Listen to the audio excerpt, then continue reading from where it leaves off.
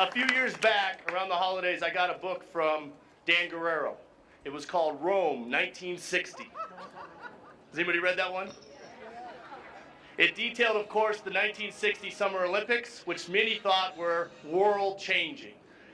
The book recounts hundreds of athletes and stories about the Olympic Games, but none more important than Rafer Johnson.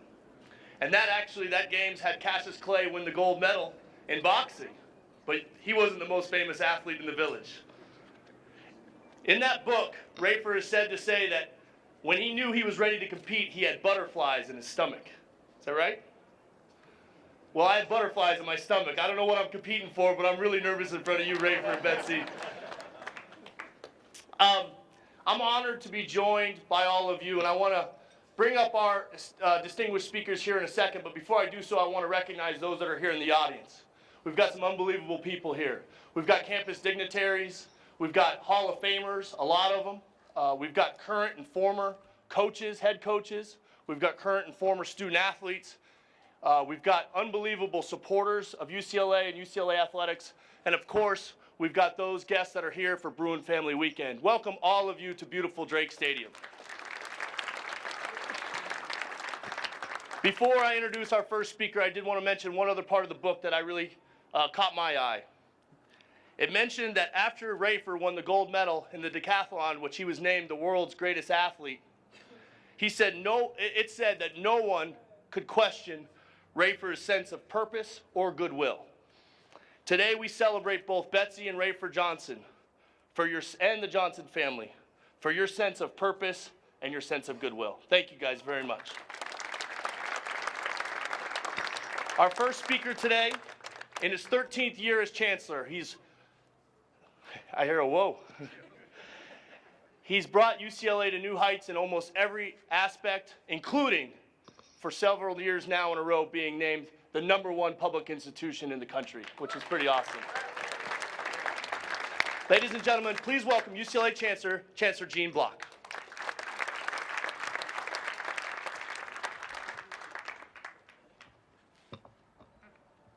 Thank you, Josh. That's true. Two major rankings were #1 public, and I always say, enjoy it while we have it, you know. It's wonderful. These things change over time, but it's wonderful. But it does say a lot about the institution and the supporters of the institution. So thank you all for being here. So as you know, we're in the midst of our 100th anniversary. So UCLA is finally 100 years old. So, you know, milestone like this, which is really extraordinary, being a century old, allows us to sort of pause, reflect back on where we've been and what's shaped us, but probably more specifically, who shaped us and who helped us develop our core values as an institution. I mean, it's the people that make this institution. We've got beautiful facilities and buildings, but that's not it. It's the people that actually shaped this institution.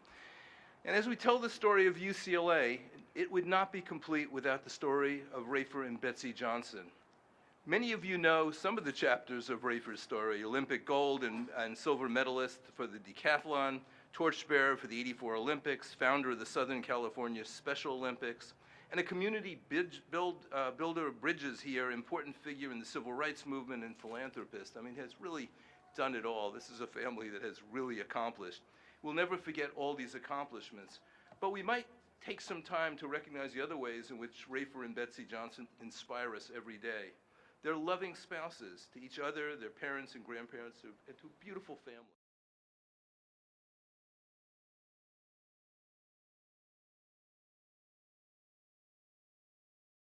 Because they're both here all the time, supporting us. So they're here. They emphasize the importance, obviously, of physical health, athletic health, and also mental health and healthy relationships. And that's so important to all of us. Both have played significant roles in their children's schools, have taken leadership positions in organizations whenever asked. Whenever we ask for a favor here, they're always here to help us. The Johnsons are two of the most selfless individuals I've ever met, and that's increasingly rare in these days. When I was told that the LA '84 Foundation wanted to do an exhibit on Rafer's life, his trophies, medals, and athletic photos were illuminated, Which oversees this beautiful and historic venue. Ladies and gentlemen, please welcome Vice Chancellor Monroe Gordon.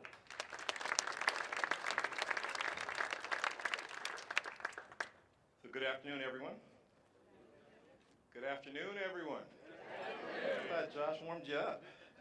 Okay, so it's a great honor to be here and be a part of this very special gathering this afternoon.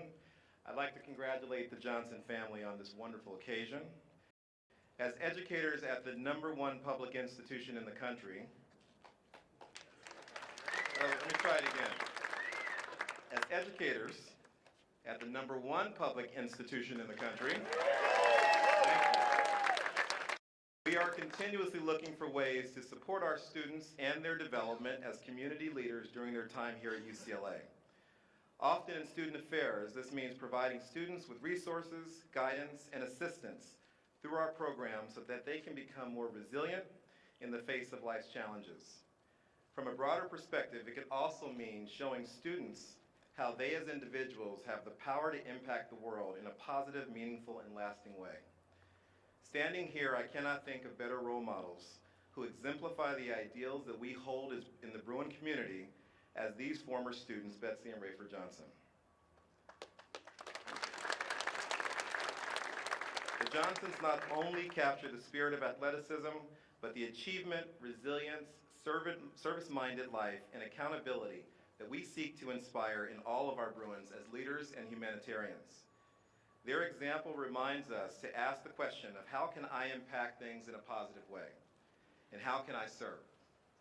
Whether it's the example of academic achievement that Betsy set as a student and educator, Rafer's work as student body president and remarkable athlete here at UCLA, their work together in civil rights, or Rafer's part in establishing the Special Olympics Southern California, they have touched a number of lives and communities with their leadership, care, and dedication to equality for people of all and all abilities.